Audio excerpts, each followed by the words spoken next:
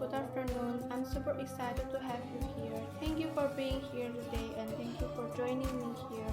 Let me introduce myself. I'm Shelly and I'm from Tanmina. I'm here today to talk to you about earthquakes and how to measure earthquakes with seismograph. Correlation between earthquake and seismograph. Do you ever thought to invent earthquakes detector like seismograph?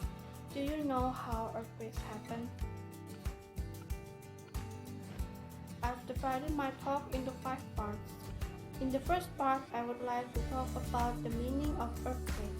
Then in the second part is about facts about earthquakes. In the third part is about tips and ways on how to survive in an earthquake. In the fourth part is about preparing for an earthquake. And finally is about how to measure earthquakes with seismograph. My talk will take about 6 minutes.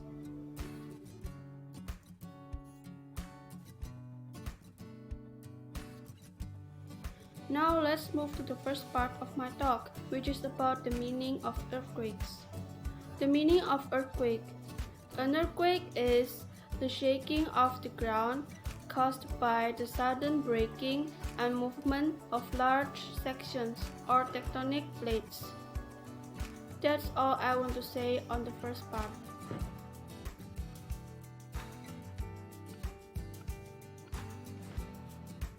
Now let's move to the second part, which is about the facts about earthquakes.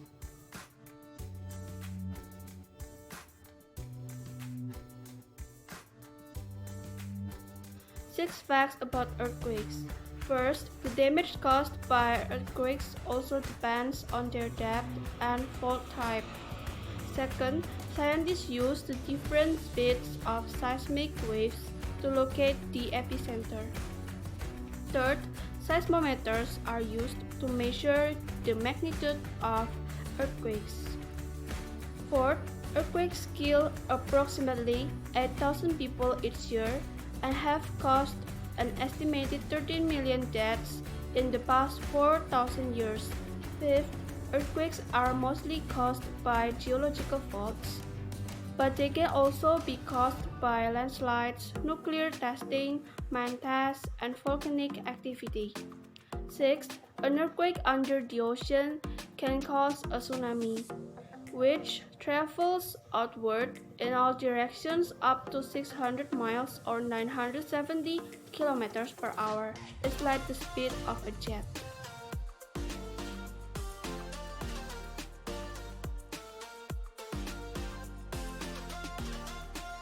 Can an earthquake be dangerous to people?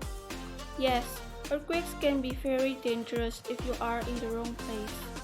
They can make buildings fall down and set off landslides as well as having many other deadly effects.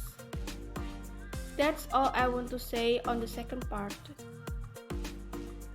Next, let's continue to the third part, which is about tips and ways on how to survive in an earthquake.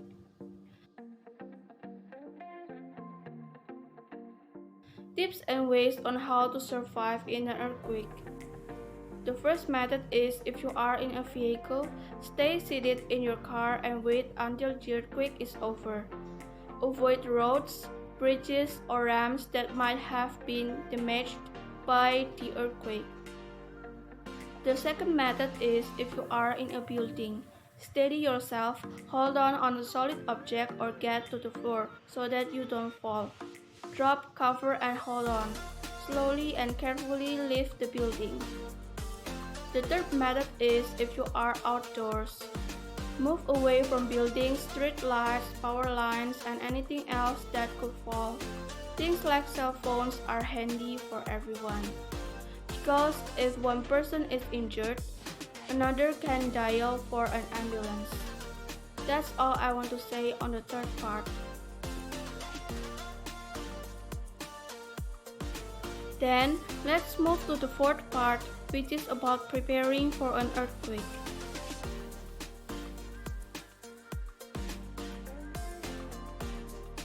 Preparing for an earthquake.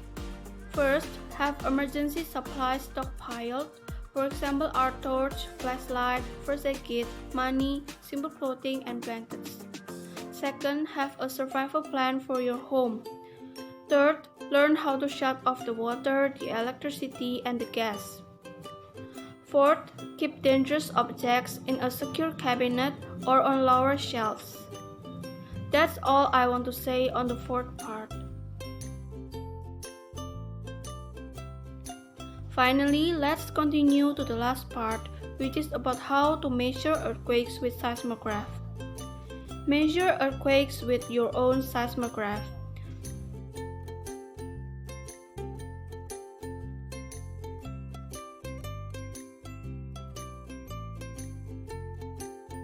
The materials that we need are a box, scissors, cutter, pen, a ruler, a ball of rubber bands, and strips of paper.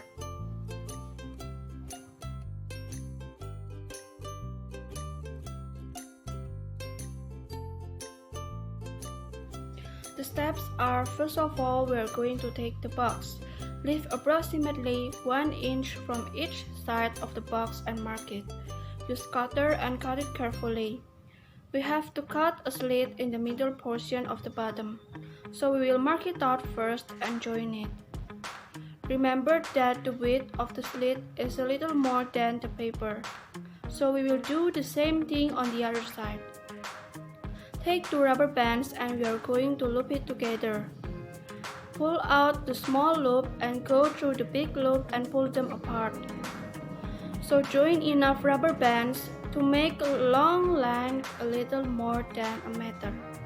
Once it's long enough, we'll join the 2 ends. Let's have a look at the pen. What we have done is we have taped the roll of paper around it and tape it together. We are going to use it like a pendulum, so it needs to have some weight.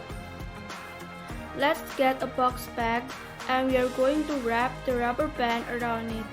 Put it around the box. We have to keep in mind that the 2 bands in front need to intersect right at the middle. We are going to insert the pen till a point where it slightly grazes the surface. We are going to slip our strips of paper. Keep pulling the strip of paper out slowly and then try to simulate an earthquake. Let's see what we got. That looks like an earthquake. In a proper seismograph, when there is no activity, we'll get a straight line, but as soon as an earthquake hits, there will be a lot of activity and a lot of lines. This is an image of the seismograph. That's all I want to say on the last part.